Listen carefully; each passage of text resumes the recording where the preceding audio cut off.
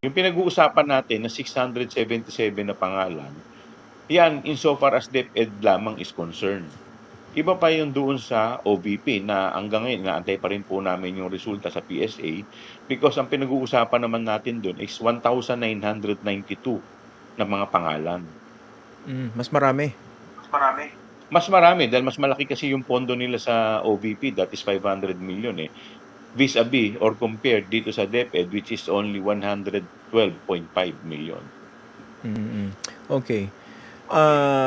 Dun sa 405 out of 677 na mukhang fictitious yung mga pangalan dahil wala silang birth records doon sa PSA, magkano po ba yung tansya nyo na natanggap nilang lahat?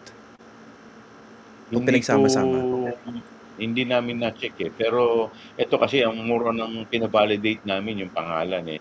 But dun naman insofar as yung more than 200 na pangalan is concerned, hindi naman ibig sabihin nun ay legit na yun. Yun ay maraming pangkapangalan rin.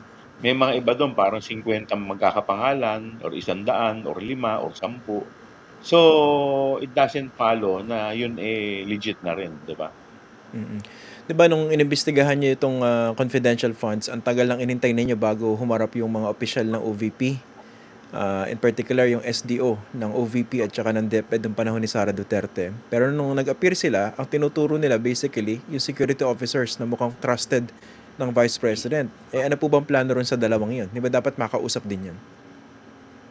Well, kasi insofar as yung dalawa 'no, is concerned, eh, nagkaroon na ng, internal, investigation ang, AFP. So, sa tingin namin, eh, mas, maiimbestigahan sila dito. Pero nung nakaraan kasi nagkaroon kami ng, wrap up 'no, yung sinasabi nga natin na year-end, report, eh, parang nagpoprotesta si Congresswoman na Franz Castro. But, be that as it may kasi kami talaga ang number one purpose naman natin dito is, in aid of legislation, makapagpasa ng batas. Hindi naman talaga kami, eh, mga prosecutors. So, since meron na kasing, isinampa na impeachment complaint ang ating, iba't ibang sektor sa ating Vice Presidente, so mas minarapat namin na doon na lang sa tamang, proseso ito masagot. In any event, 'pag ito naman ay, ni-refer na sa committee, kagaya ng Committee on Justice, eh, magkakaroon naman ng, proseso dito at talagang bibigyan sila lahat ng opportunity para sagutin ito. So yung mga findings ng inyong komite, pwedeng gamitin ng Committee on Justice sa pagbusisi doon sa impeachment complaints dahil basically sinite din yung marami sa inyong findings, hindi po ba?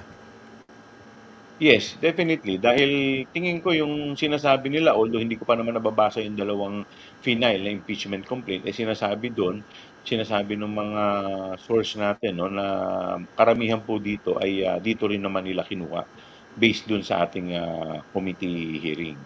In fact, Bilang marami po sa kanila na mga congressman ay talagang humingi rin naman ng TSN, TSN is transcript record, okay. yung record natin. Transcript.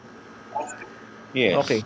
Kayo po bilang isang abogado at bilang tagapamuno ng Committee on Good Government, kung pagbabasihan po yung appreciation nyo doon sa mga lumabas, patungkol lang muna doon sa confidential fund na na binusisi ninyo, do you think the case is strong for the impeachment?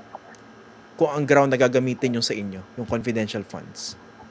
Kung makikita mo doon sa nakaraang, committee hearing namin, yung 8th committee hearing, may mga recommendation do'n, 'no?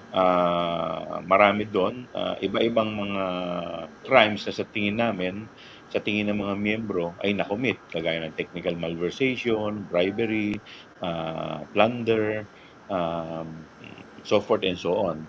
At do'n sa dulo, may mga sinabi rin do'n na mga grounds for impeachment, betrayal of public trust, culpable violation of the Constitution, um, graft and corruption, so forth and so on. So ito naman kasi base ito sa findings ng mga kasama natin at observation. Kasi we have to be reminded na ito'y committee, so collegial body 'to.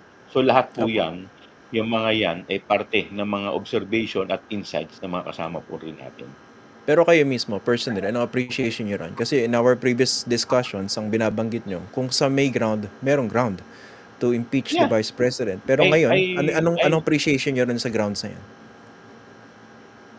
ano naman, tama naman, legit naman. Kaya nga po umano natin, marami rin tayong mga kasama din dito na mga abogado 'no, na nagbigay din ng kanilang mga kani-kanilang opinyon at, halos lahat naman po kami ay, nagtutugma ng aming mga findings. Na ano po? Na may mga ganitong, crimes na na-commit at, kung makikita rin natin talaga namang may mga, ah, masasabi po nating grounds for impeachment. Okay. Ito ko ang papasagot ko sa inyo, no? Merong comment dito from one of our viewers. Live tayo ngayon, ha, sa mga nanonood. Baka akala nyo recorded to, no? With all due respect, Congressman Chua, ano po ba nangyari? Malapit na kayo sa finish line pero parang bigla nag-choke ang Congress. Mas magiging merry ang Christmas ng mga Pinoy pag natuloy ang impeachment. I think hindi naman yan isolated comment, no? Mukhang nabitin sila. Parang naging anticlimactic. Dahil ang tindi ng build-up sa committee ninyo ng mga findings, tapos parang biglang lumambot. Ano po bang tugon nyo doon? Well, insofar as sa papaanong paraan dahil hindi naisalang yung dalawang, security officer, yun ba yun? Or may mga impeachment na po kasing sinampa, eh. So nung may sinampa na pong impeachment na tingin ng committee ng mga miyembro natin na tingin namin na dapat ito'y sa tamang, committee ibagsak na. Total gano'n din pag-uusapan din ulit 'to. Ang pinakaimportante kasi dito ay, ang number one purpose din naman ng committee namin is in aid of legislation. Hindi naman po kami mga prosecutors para maglitis. So may proper venue po for that. Ito po bang findings ng committee ninyo, hindi rin ba ito? Baka naman ano to, this was paving the way for the impeachment process. Well, recommendatory lamang 'yan. But, siyempre at the end of the day, hindi rin naman natin alam kung i-a-appreciate din 'yan ng, Committee on Justice kung saka-sakali na 'yan ay gagamitin nila. But at least, ayan ang record, nandiya-diyan lahat at, lahat naman din 'yan, recorded, eh. Mm. Pero yung impeachment ba, ano bang, where do you stand on that, sa impeachment po? Well, sa ngayon kasi ang tinitignan ko na bagamat sa akin nga uulitin ko, masasabi ko talaga na talagang may mga grounds 'no. Dun lang naman ako worry dahil by next year, February, alam naman natin national campaign na, 'di ba? So by, March, local campaign. So lahat very busy na. Alam naman natin na yung impeachment, talagang, very kumbaga kailangan din ng mga congressman na nandiya diyan. Siyempre papaano tayo kukuha ng mga congressman kung may kanya-kanyang mga kampanya 'yan sa iba't ibang mga distrito rin nila na inaasikaso. But at the end of the day siyempre kagaya nga ng sinasabi ko rin, trabaho rin namin 'to, eh. Ang mandato namin is until June, 'di ba? 30. Hanggang June kami, eh. Yes, Yes. hanggang June 30 'no. Maski naman yung sa Senate, ang paniniwala ko it's a continuing body. So, bagamat sila, kampanya na rin pero continuing body 'yan, eh, hindi naman 'yan magtatapos ng midterm election. So, dahil meron pa rin 12 diyan at yung mga magtatapos naman ng termino, ang mandato nila is hanggang June pa rin, kagaya rin namin. So, lahat naman kami kung 'yan talaga ay matutuloy, talagang, obligado kami na gampanan ang aming mga sinumpaang, tungkulin. Ito Kong, I hope you don't mind, no? May mga nagko-comment dito na duwag ang mga kongresista. Ano po bang tugon niyo doon?